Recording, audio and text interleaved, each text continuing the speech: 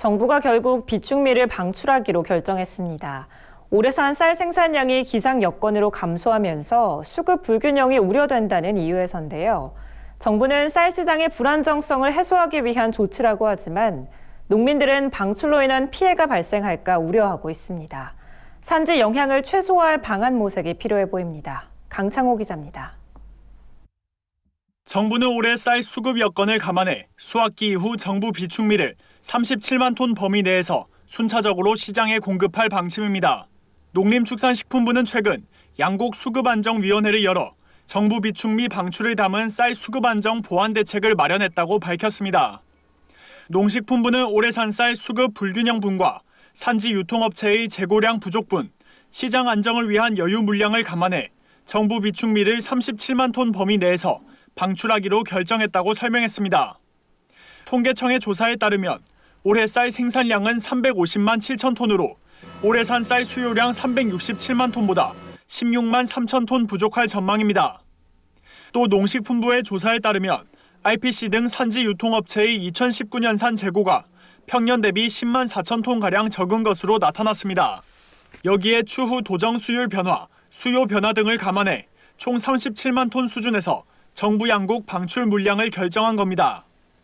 농식품부는 우선 현재 공공비축용으로 매입 중인 산물벼 8만 톤을 수확기 직후 산지 유통업체에 인도할 계획입니다. 산물벼 인도를 통해 원료곡 부족을 호소하는 산지 유통업체들의 애로사항을 우선 해결한다는 구상입니다.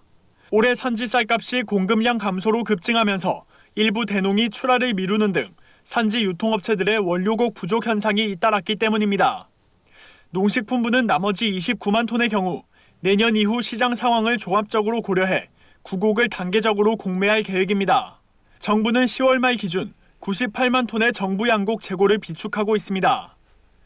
정부는 금년 수급상 부족한 물량은 가급적 수확기 이후에 시장에 공급을 하되 시장 예측 가능성을 높임으로써 농업인들과 산지 유통업체들의 의사결정에 도움을 줄 필요가 있고 산지에서는 수급 불균형으로 인한 정부 비축미 방출이 어쩔 수 없다는 점은 인정하면서도 농가 피해가 최소화될 수 있도록 방출량과 시기를 세밀히 조절해야 한다고 주장했습니다.